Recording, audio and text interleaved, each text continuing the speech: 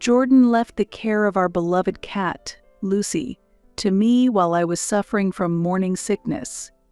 After a safe delivery, I was enjoying happy days, but then living together with my in-laws was proposed. Considering the limited time left with my mother-in-law, I agreed to live together, but the daily stress gradually built up. This life with my in-laws slowly started to drive me insane. My name is Rebecca Perez. I met Jordan when I was handling my first major project as a young designer. His company commissioned me to design a new business logo, and we had several meetings about it. The conference room at the large corporation was so refined and spacious that it took my breath away. I was impressed by the clear explanations given by the employees describing the business details. During breaks, their high communication skills and the warm atmosphere were quite evident.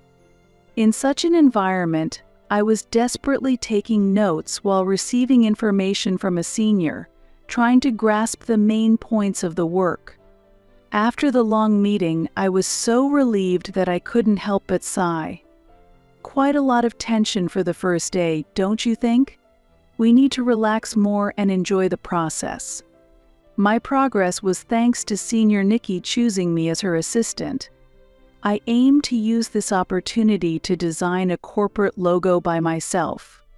After the meeting, I didn't go straight home but went to a nearby pub with Nikki. It had been a while since Nikki and I could align our schedules for a meal together. "You're working hard, and at this rate you might find a new boyfriend," Nikki said in a relaxed mode, deepening the conversation about my love life. "Not at all. I haven't had any good encounters," I replied, enjoying a beer after work. Nikki's interest in my love life stems from my history of failed relationships. She is the only person who knows about my past partners, and our relationship is very close. She wishes me happiness but seems to enjoy the episodes of my failed relationships. In the past, I had a boyfriend during high school who reported everything to his mother. He went to another school, so I used to only go on dates with him a few times a month. I have also witnessed him frequently exchanging messages during our dates.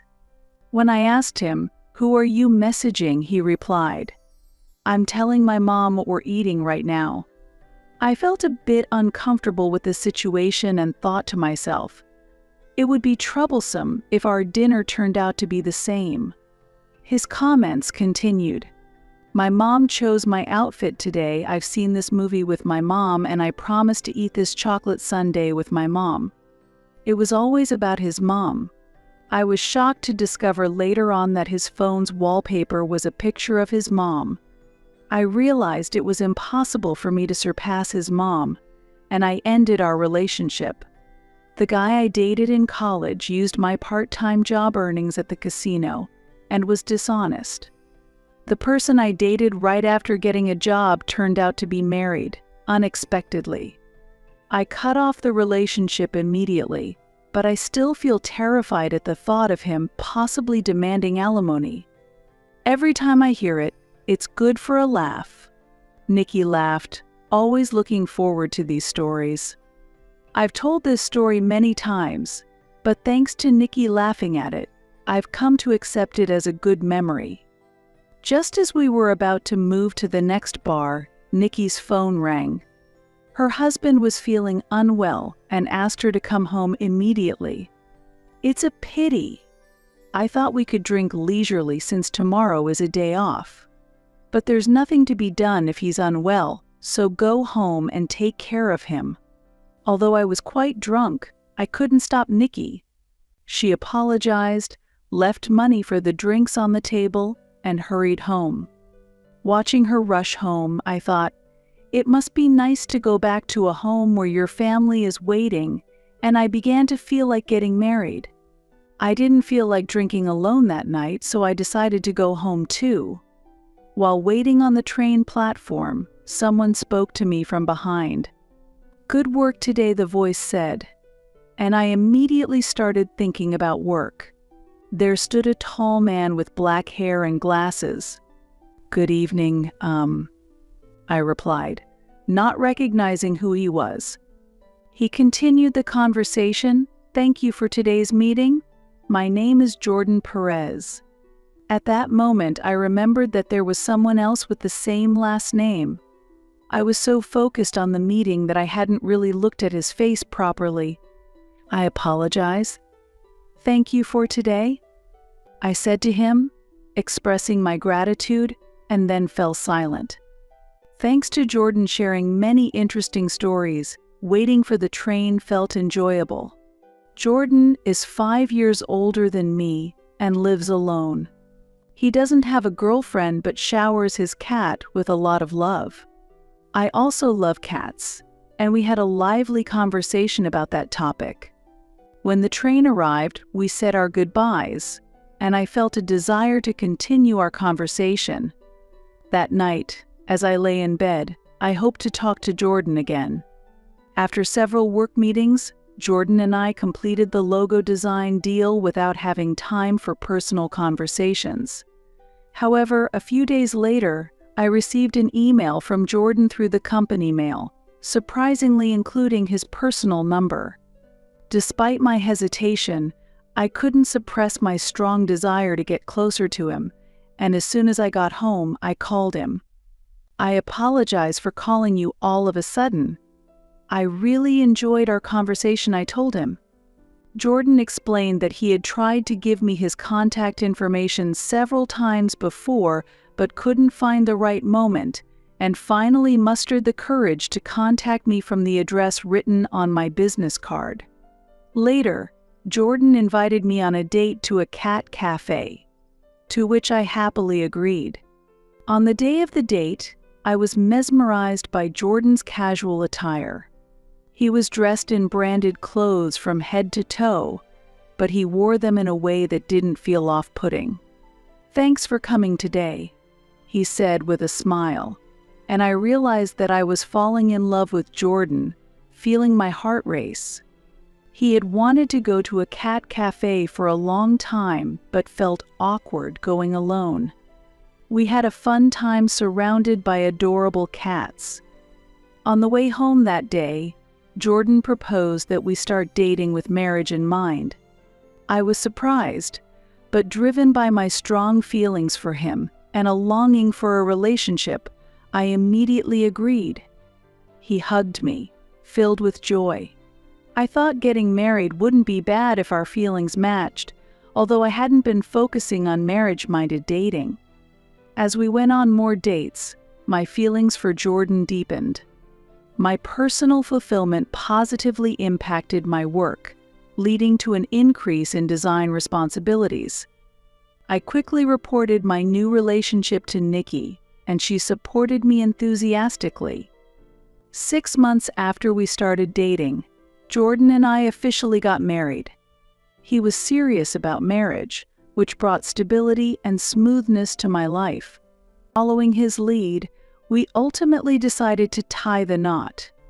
After registering our marriage, Jordan, I, and his beloved cat, Lucy, started our life together. The initial period of our marriage was particularly trouble-free, and I felt happy. As time passed and I turned 27, I became pregnant and suffered from severe morning sickness. The stress of commuting increased, so I switched to working from home. This was possible thanks to the supportive environment at my workplace. However, the smell of Lucy's litter became a problem. Before my pregnancy, the cat's litter box odor hadn't bothered me, but it exacerbated my morning sickness. I tried wearing a mask and cleaning it frequently, but these actions only made me feel worse. Eventually, the smell of the cat itself became unbearable, and I could no longer hold her. One night, after returning from a drinking party, Jordan yelled in anger, "What's going on? Lucy's litter box is so dirty." That day, I had been feeling particularly unwell and had been bedridden all day. Despite having informed him of my condition, He had prioritized going out with friends. Therefore, I couldn't understand his anger. "I'm sorry, but I told you I wasn't feeling well, right?" I replied, apologizing yet feeling unjustified. Jordan's anger became more apparent. "What are you talking about? Your condition and not taking care of Lucy are unrelated." While he scolded me, he gently embraced Lucy. I indeed used my poor health as an excuse to not have to clean Lucy's litter box, but I had previously mentioned that her smell was becoming unbearable for me. Despite this, Jordan once again asked me to clean it. Since I was at home, I accepted the request. However, is that really a task I should be doing while feeling unwell? Normally, I wouldn't clean it all day while I was away at work, so this shouldn't be an issue. Thinking about it, I felt a surge of anger at why I should be blamed. I'm protecting our baby right now. I'm feeling sick from morning sickness, so I can't take care of Lucy. You know the smell of Lucy is tough for me, right? If cleaning is needed, why don't you have her stay at your parents' home until my morning sickness subsides? I blurted that out. By the time I realized it, it was too late. Jordan took Lucy and left with a terrifying expression. I immediately tried to apologize, but he responded, "I can't be with someone who doesn't love Lucy. I'll return when I've calmed down." So I've been just waiting for his return. However, weeks passed and Jordan never came back home. But one day, Jordan suddenly returned home alone. It seems that his parents had been taking care of Lucy. After hearing his mother's words, "How long do you intend to stay here?" Jordan showed remorse, apologized to me, and I admitted that I had gone too far, and we reconciled.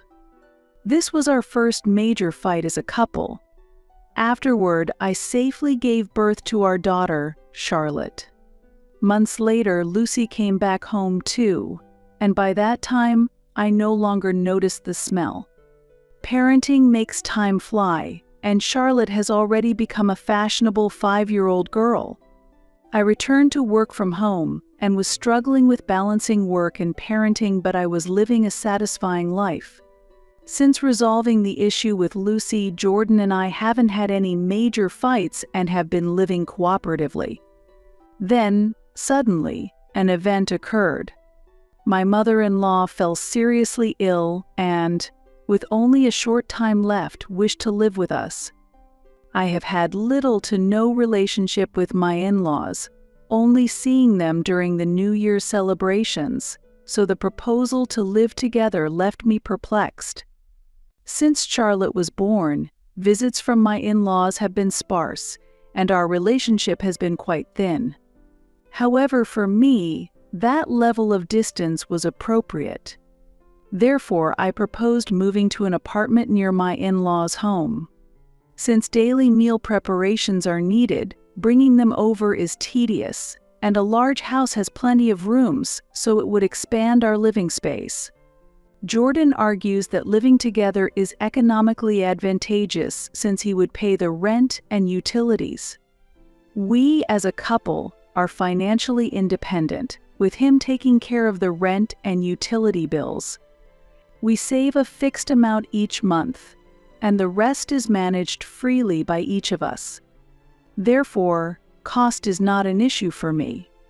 Despite feeling that living with others is difficult, it seems he does not understand my feelings.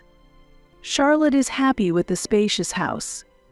I agreed to live with my in-laws on the condition that we would end the arrangement when my mother-in-law either recovers or passes away. Thus, we moved to my in-laws' house when our daughter started elementary school. My mother-in-law's illness was severe, and she couldn't stand for long periods, but she was able to manage her bathroom and bathing needs independently, so the need for care was less than expected. My duties remained the same as before, only with increased laundry and cooking, which I did not find difficult. My mother-in-law checks Charlotte's homework when she returns home and seems too well to pass away soon. The problems were with my father-in-law and Jordan. My father-in-law would casually give commands, expecting me to understand and act immediately, which of course was not always possible. Witnessing this, Jordan began to take advantage of me more and more. Situations such as the following started to occur. Considering my mother-in-law's health, I always made lightly seasoned meals. However, my father-in-law seemed dissatisfied with the seasoning. At mealtimes, he would point at the mean and demand salt or pepper. After complying a few times, I could no longer bear it and started leaving condiments on the table from the beginning, urging him to help himself. My father-in-law was satisfied with this arrangement, but Jordan kept requesting, "Make our food more flavorful." I ignored his request. Why should I have to do that? I strongly felt that he should handle it himself. Jordan, possibly because his parents were nearby, acted like a child who hasn't fully grown up. It was unreasonable that he prioritized caring for Lucy over our daughter, Charlotte. When he came home, he paid no attention to Charlotte's homework and was only busy with Lucy. When we went shopping, he would only pick out the brands he wanted or toys for Lucy. While my in-laws still saw Jordan as a child, his childish behavior was gradually diminishing my love for him. What I found most distressing was when my father-in-law interfered with Charlotte's actions. Charlotte, a grade schooler who had started showing interest in makeup, had been buying child-friendly cosmetics. On holidays, she would enjoy applying makeup and doing her nails by herself. Seeing this, my father-in-law would joke, "Is she trying to become a stripper by flaunting her looks at that age?" While he only gave me brief instructions, his constant complaints and sarcasm were particularly infuriating. However, Charlotte retorted, "Grandpa is old-fashioned," which silenced him, and that made me feel relieved. The most uncomfortable moment was when the topic of having a second child came up. "You should consider your age and think about having a second child soon. Shall I give you some advice?" he said, which I found very unpleasant. I am already in my mid-30s and Jordan is approaching 40. We did want a second child, but it was merely a matter of timing. We were satisfied with just Charlotte and did not intend to pursue having another child through fertility treatments. This was a decision for us as a couple and is not something for others to intervene, and the way it was said was extremely displeasing. I had been enduring patiently until my mother-in-law passed away. She herself had apologized several times, saying, "I'm sorry for the trouble caused by my husband and son." She had never opposed her husband in the past and had been unable to speak up.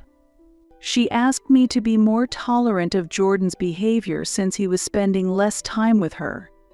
Jordan's behavior was said to be confined to his time at his parents' home, so I couldn't argue against it.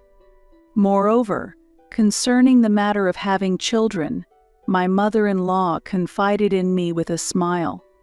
"I've decided I don't want another child with him." Despite the pressure from my father-in-law and Jordan, my bond with my mother-in-law deepened. While I yearned to leave the house, the approaching farewell to my mother-in-law pained my heart. As the first year of living together was about to conclude, my mother-in-law's condition worsened, and she was hospitalized. I continued visiting the hospital, preparing for the inevitable farewell. A month later, she passed away quietly in the hospital, surrounded by family. After the funeral, as we returned to our daily routines, sadness lingered.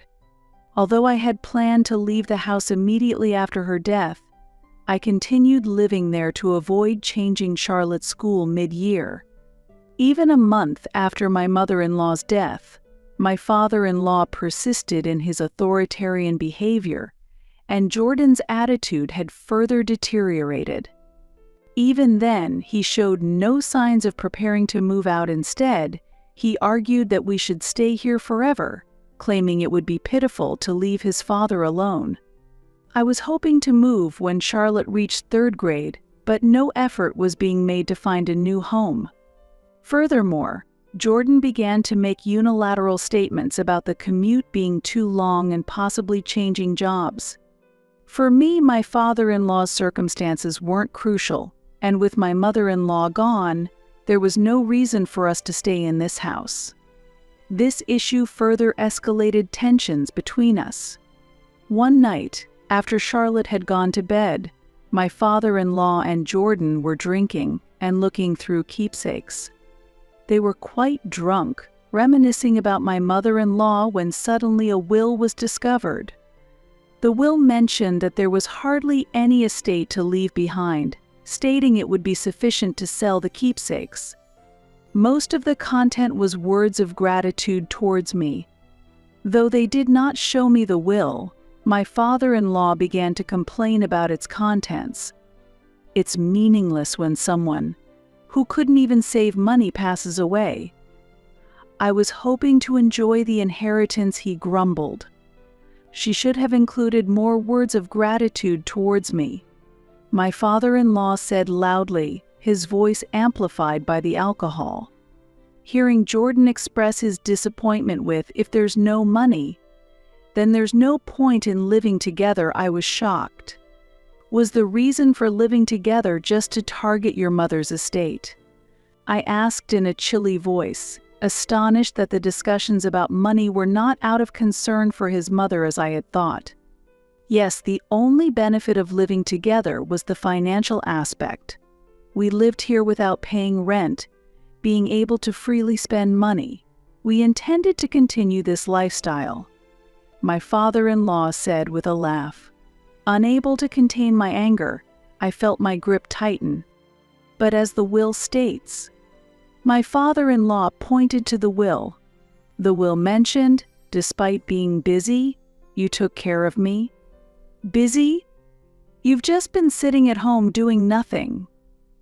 A NEET who doesn't pay anything is just a burden in terms of food costs. Get out of this house, he criticized. I had been working from home for a long time, and I had explained this to my father-in-law repeatedly, but he never understood. Let me say this again, I have been working, and I've been preparing all the meals. Do you really think such accusations are valid? I retorted calmly. While trying to keep my emotions in check, I calmly made my counter-arguments. Provoked by my father-in-law, Jordan also began to hurl accusations at me.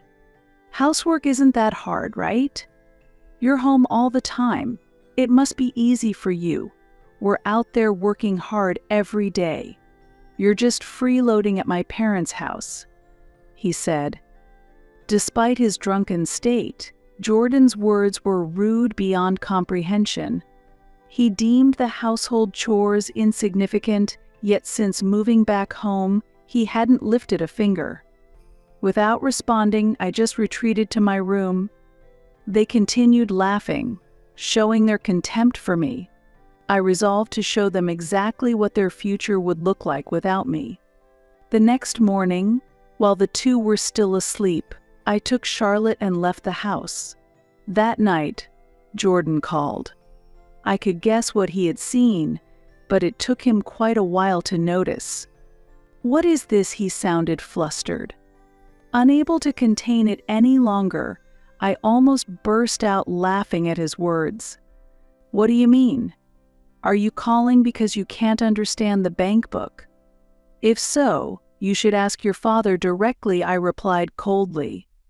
Before she went to the hospital, my mother-in-law had given me the bank books, entrusted me with managing the household finances, and left behind information on debts that my father-in-law and Jordan had, along with a divorce application.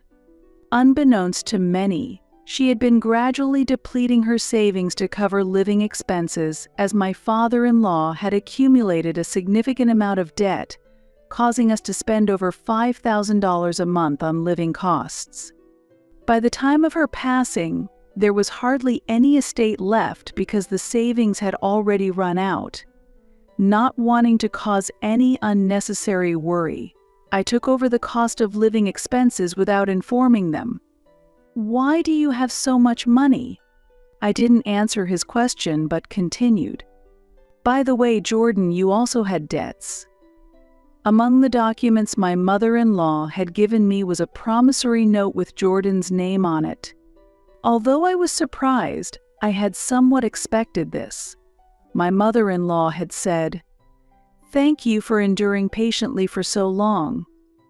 After I'm gone, I want you to live freely, released from the binds of your husband and Jordan. I trusted you, Jordan. I wish you had been honest with me about the debts," I said emotionally. "I'm sorry," he apologized lightly. His casual apology seemed to presume forgiveness, and I pressed him further. "Is there nothing else you need to say?" I was looking for something more than just an apology. After a moment of silence, he finally began to speak. "I've been unfaithful. I'm sorry," Jordan suddenly confessed. He admitted to having inappropriate relationships with multiple people, including a junior at work and business partners. The costs of maintaining multiple relationships had led to his debt, he explained. "Thank you for speaking the truth more easily than expected. Now I have all the evidence I need," I said, and Jordan was left speechless. Having suspected Jordan's infidelity but lacking concrete evidence, I had set a trap to test him by secretly recording his statements as proof. "You thought I didn't know about the affairs? The divorce is already a foregone conclusion, so please prepare the paperwork quickly. I'll be taking a fair share of the assets," I declared firmly. Jordan was panicking on the phone, but I calmly ended the call. Afterward, through a lawyer, I ensured I received a fair share of the property division, and the divorce was officially finalized.